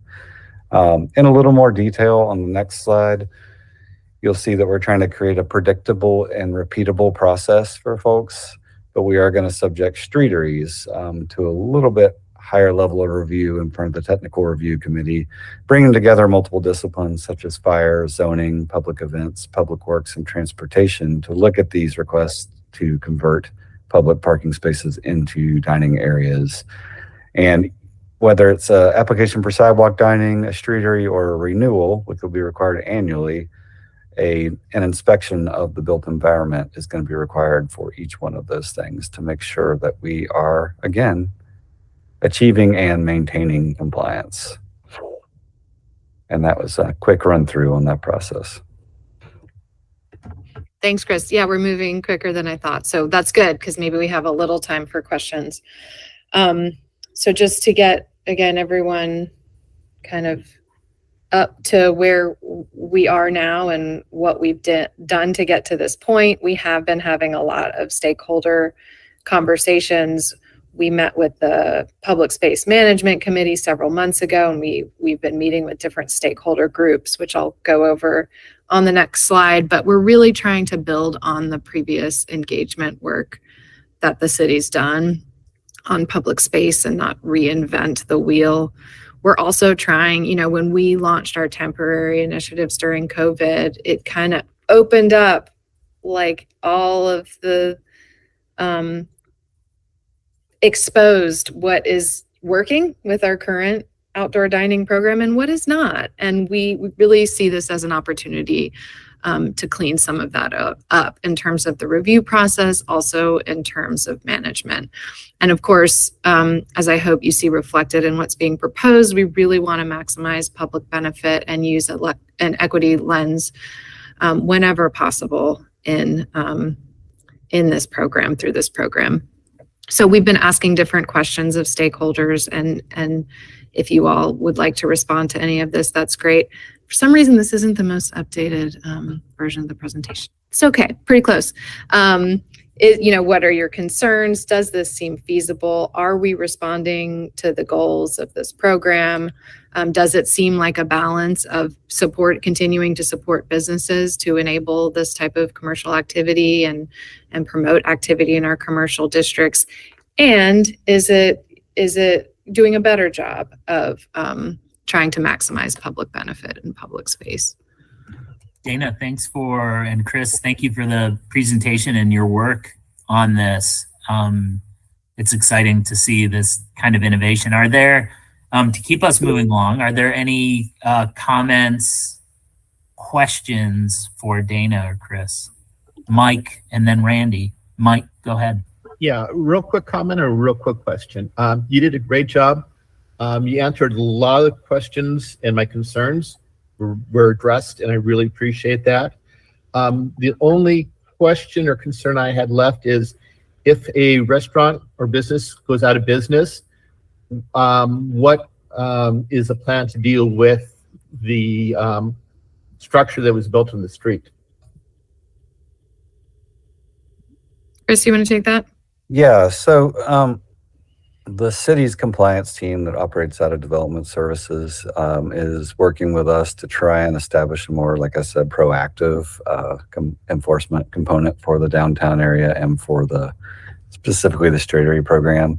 And the tool we have there would be a notice of violation. And the key to that is it goes ultimately to the property owner who is adjoining that streetery space. So if a restaurant goes out of business and they skip town and we no longer have contact with the restaurant owner, then there's still a string of responsibility or a thread of responsibility that has followed up on, and the city would take enforcement action to affect the removal of the streetery, or remedy it in some other way. Say another restaurant came in and got permitted to use it or something like that. But certainly a remedy for that violation would be required. I'll add that we would expect a new business to go through a new permitting process for their outdoor dining because we need to keep insurance on file. We are not immediately with this rollout in January 2024 going to ask businesses to remove existing structures. Permanent structures is not something we're permitting as part of this new improved program. So if and when changes are made with existing businesses, they would follow those standards, but we're not going to ask at this time. Those that have encroachments for those structures can keep encroachments for those structures. So I want to just clarify that as well. All right, thank you. Randy. Yeah, thanks. Sorry, I'm traveling and my internet went down. So I'm on the phone now, so hopefully everything's working okay. Yeah. I want to say for the presentation, and I also want to say that this, hopefully, I know the college patent issue, and I don't know what happened at the council meeting last night. Yeah, but this is an example of people need to take a chill pill on the college patent stuff, because this is something that takes away parking spaces, goes into the streets, and is overwhelmingly successful. And so people get so worried about putting a bike lane and moving and enhancing loading zones in College Patton. And this is an example that if people just take a step back and look at how well a program like this works and what the popularity of it and the demand to continue it is, that we can change the infrastructure of downtown and it'll benefit people without having all the catastrophic, the world won't end, So anyway, I think that we should use this as an example. It's so successful, and now we're figuring out how to keep it going. And so we should use this to our advantage as much as possible. Thanks, Randy. Maggie. Yeah, I think there's some threads, Randy, of what you're bringing up that lead to questions for me, and I'm sure this is coming to PED soon, so I'll get to talk about it then. But given that we're having shaky political support for things that are in adopted policies and plans for years, and we're having shaky political support for those when parking is threatened, it does make me wonder what layers of criteria or judgment or professional analysis will be there so that it doesn't result in every business taking every piece of parking out for sale. I don't think that'll happen. I don't think that's a problem, but I feel like there's just, I do think last night was a show of a waning support for using all of our public land that cars usually dominate differently. And so just thinking through that vulnerability before it comes to PED with Sandra and Sage and I think would be really helpful. Yeah, that's a good point. One more comment. Joe, go ahead. Yes, thank you, Jack. Dana and Chris, great presentation. Thank you. These little pop-ups are a wonderful amenity, as has been said. Randy, to your point, the opportunity that we're taking up parking spaces, I'm wondering if it might be appropriate to require some modest amount of bicycle parking along with the streetery establishment. Has that been discussed at all? And is it something that might be a way to fulfill the continued parking need, but in a much more accommodating way? Are you asking if there's an opportunity through this program to do bike parking in parking spaces, like bike corrals? Yeah, something adjacent to the streetery that adds some modicum of non-motorized parking capability. I don't know. It seems like it might be helpful in the long run. That's a really good thought. And I don't think we're addressing that specifically, but I know that we're requiring buffer space between like adjacent parking spaces, like for fire access and different purposes. There can be seating, and then there's 4 feet and then another. That could be a really good opportunity for bike parking. And maybe it's not something that's always required, but maybe it's something in our standards that we could recommend. So we'll take that back to our design team as an idea. I think that's a really good thought. Thank you.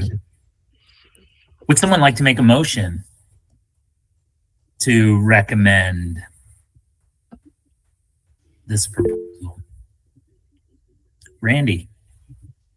Sure, I recommend that Multimodal endorses the continuation of the program and the further development of it to better serve our downtown needs. Is that, and you never recommended one, did you? I missed it if you did. There is a proposed recommendation, but I like what you said, Randy.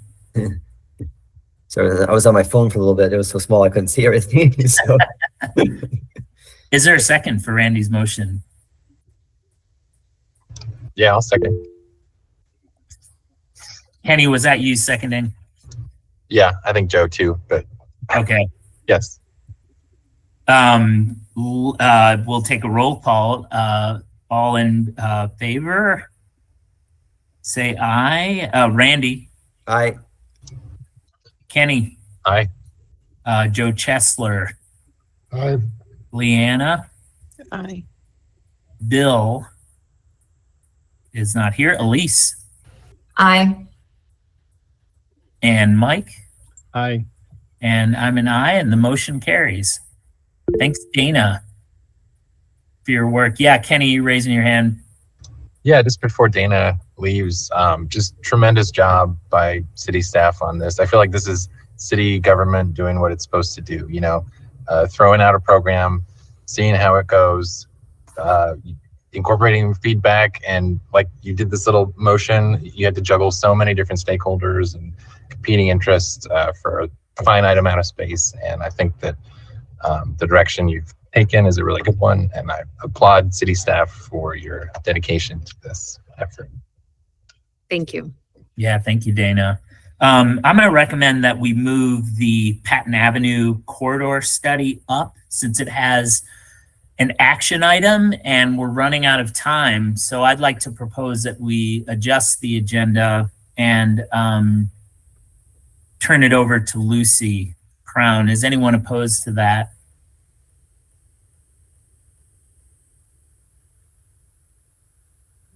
Okay, Lucy, I'm going to hand it over to you. Okay, well, I'll keep it very short then. What I wanted to talk with you today is about a project that we just received a positive resolution from council last night to hire McAdams Consulting to do a corridor study for us. The project area that we're looking at is on the east side of the Jeff Bowen Bridge along Patton Avenue, going into town, and it would continue along Patton Avenue all the way to Pack Park, specifically Spruce Street, so well into the park area. And I do realize this is where our College Patton bike lanes are going and all that. This will help supplement the pedestrian and biking possibilities in the area and create a better gateway for our downtown area into town. This will take place after the I-26 project. We will work with the information that we receive from the design build team on the project as they build it, and then but use our plan to make a stronger pedestrian and bike system in our downtown area. So we're not trying to get this plan done before the I-26 project takes place. This is what we can do after it is all done. It will also help strengthen the neighborhoods in the area. As you probably know, the I-26 project will have a connection a better direct connection to Hillcrest into downtown. And also the Weekend neighborhood is right there. So we'll be working with neighborhoods and the downtown businesses to make this a really great new gateway for downtown Asheville. So what we're looking for today are 2 people from the Multimodal Transportation Commission to be on the steering committee of the project. Other people from the Downtown Commission, the neighborhoods, Asheville Housing Authority, Hillcrest, Mountain True. We're looking for a member of the ADA community, as well as business owners, Explore Asheville, design professionals, real estate professionals to be on the steering committee. But from you, I just need 2 willing, warm bodies that would be interested in helping us through this project. This is a really, really, really cool opportunity, y'all. Thanks, Maggie. I'm super serious, and Lucy runs a good committee, run a good task force. You're going to have super smart, thoughtful people. This is such a key corridor, especially as DOT is doing their work. We need really smart vision. It is so easy for people to revert to scarcity mindset now, and this is a real powerful potential. So that's my plug to invite you all. Stakes are high, folks. Can we get a couple of volunteers? Looks like Joseph and Mike, are you our volunteers? I would like to offer my services if it would help. I like working with Lucy. And Mike, are you volunteering as well?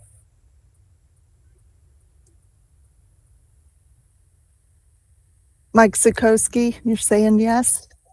Mike saying yes. You're on mute. I'm sorry. Hi. Hi. And it's always a joy working with Lucy, and so I would enjoy working with her again. And I've been working on the project for 4 years now, so I think I have a little bit of background, which could be helpful. Excellent. So would someone make a motion to appoint Joe Chesler and Mike to the task force? Randy. Sure. I will make a motion to move that Mike and Joe join this new exciting opportunity to reimagine our downtown area from that corridor. Excellent. And a second. Elise, second. And we'll take a roll call. Kenny? Aye. Randy? Skip. Aye. Joe Chesler? Aye. Leanna? Aye. Elise? Aye. Mike? Aye. And I'm an aye, and the motion carries. Thanks for volunteering. You too.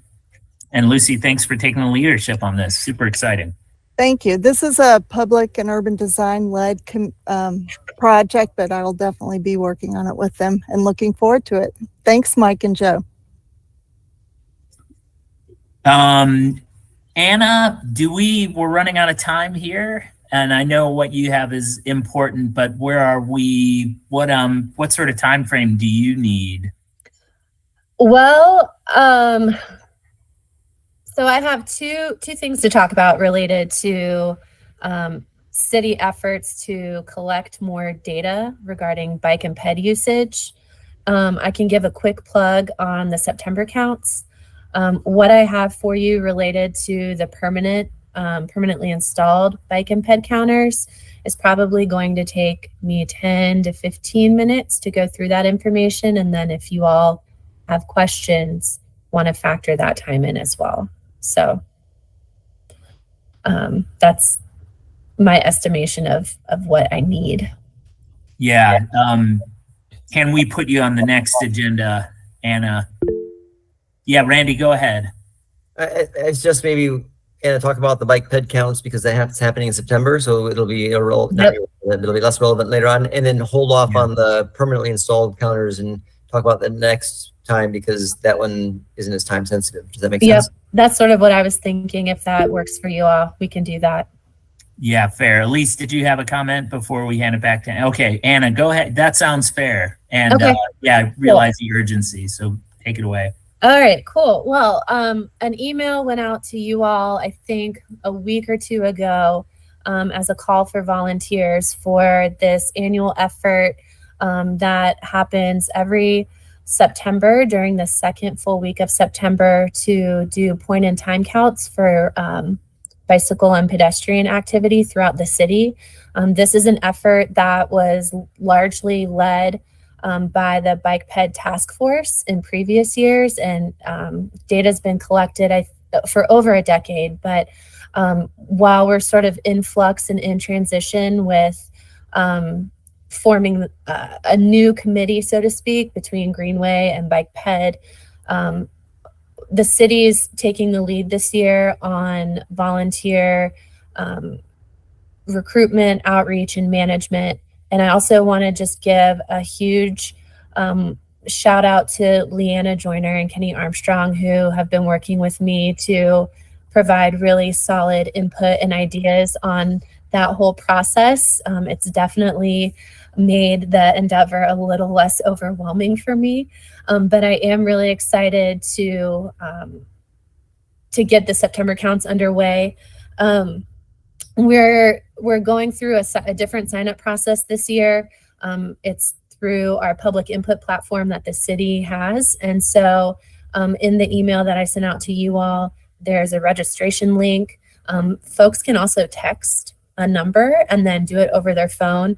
I would recommend that if you have a cell phone and you want to sign up, going that text route rather than trying to hit the registration link through your phone. It can get a little wonky. I would do the registration link if you're at a computer. But we've had really great response so far. Really appreciate everyone that's expressed interest and signed up.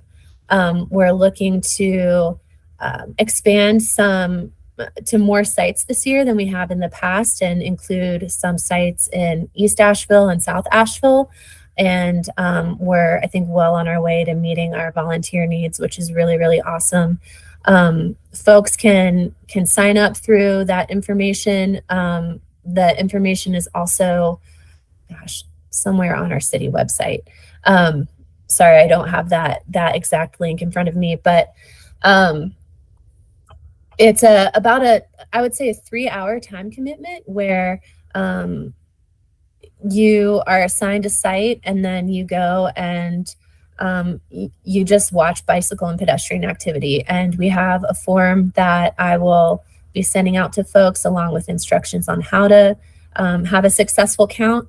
And it's a great opportunity to do some people watching, but to just also see the kind of activity that's happening along some of our busier corridors, and is also helpful for us to continue to build on the data that's been collected in previous years, which helps us just sort of identify or affirm trends that we're seeing around town. But it's just another supplemental piece to showing that there's value in expanding bicycle and pedestrian facilities, but also demonstrating or also helps in sort of demonstrating the need to expand those facilities in certain places.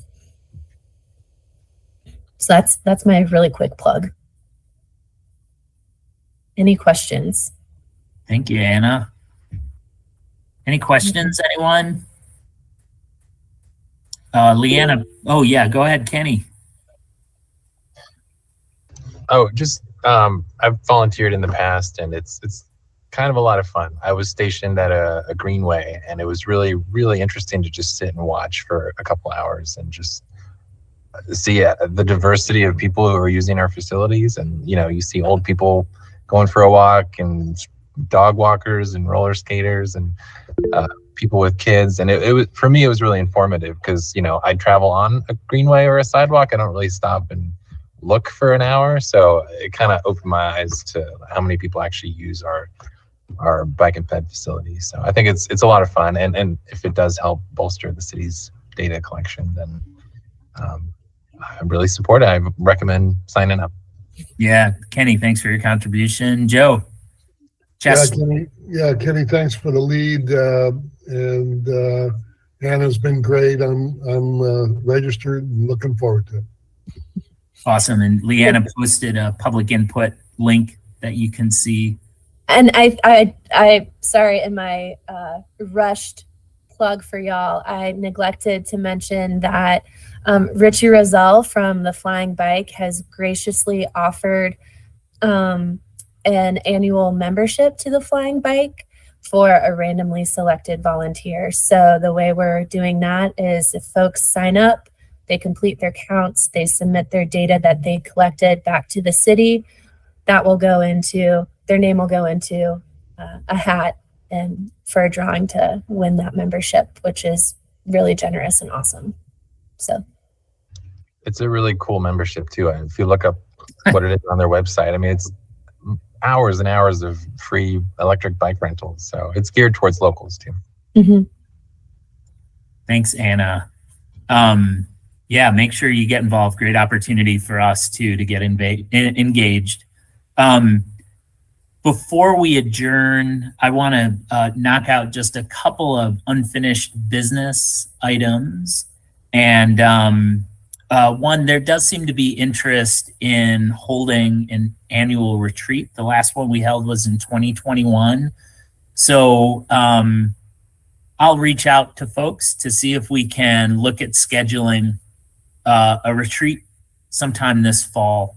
The Greenway Committee retreats, I believe, in October. So it might be great timing to follow up, relook at the past planning, the past retreat, which I think is really useful and some good stuff in there, and move forward from there. I think it'll be really helpful and make us more effective. Just real quickly, does anyone have any comment or thoughts on a retreat?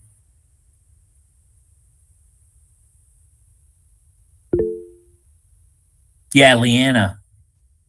I think it would be great to do one, and ground ourselves in kind of our shared interests and priorities. And I think we could be all the more efficient too, maybe even with some advanced surveying, so we can spend our time in more rich discussion than just idea generation. Yeah, thank you. Yeah, Kenny.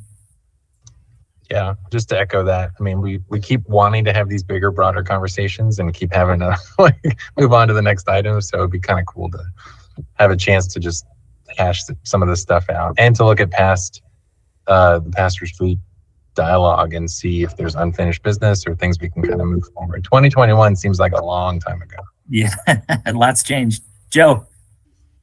Yeah, I certainly support it too for the reasons stated. Are these facilitated? I can't remember. I think they are, aren't they? So I think that would be the hope. And we'll sort of share some, my hope is that as we go forward in the next few weeks is trying to search for a date that works for busy people and figuring out the context and how we organize it. Randy. Yeah, in the past, there's always been a facilitator. Maggie actually helped facilitate the last one. And in previous times, the city had hired a facilitator to facilitate multiple retreats, and then we were included in that process. But yeah, it's fairly focused, and also too, it gives us a better breadth of what the city's goals are and what our, because if our goals don't align with the city council goals, then a lot of times we can't get anything done. So it's a good chance for us to kind of see how we can focus our energy in a way that's actually going to produce some kind of, results or change rather than just advocate for good things. And no matter what, it's good stuff, but if it can't be implemented, that's tough too. Excellent. Yeah, so keep your eyes open for that. We'll talk more, find out more details soon. I don't want to hash that out here at the last minute of our meeting. But I do have one other item, and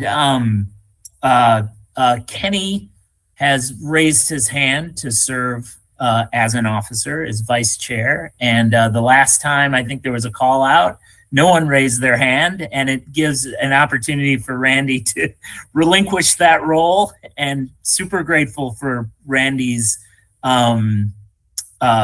work as vice chair, commitment to the committee, and incredible knowledge that he brings to the table. And I think it's great, obviously, to continue to rotate the leadership of a committee And thanks for your grace. And as I've stumbled through this one, but yeah, would Kenny, anything you want to add to that, or Randy? Not stepping on toes, Randy. If you want to keep that mantle, I'm happy to. I was excited to hear that you put your name in the hat, Kenny. I really appreciate all the work that you do, and I know you've got a great knowledge base, and you've been around for a while, and so I think you'll be a great vice chair. Yeah, I've been doing it for a while. So, but again, if any of the newer members have an interest, no pride of ownership of this title. We can always cycle off in a couple months anyway if we need to. Joe. Jack, is this an appointment or do we have to? Yeah, we would need a motion, I believe, to appoint Kenny as vice chair of the MMTC. Yeah, I would then move to thank and excuse Randy as vice chair and appoint Kenny Armstrong as the new vice chair. And is there a second? I'll second. And roll call, Randy? Aye.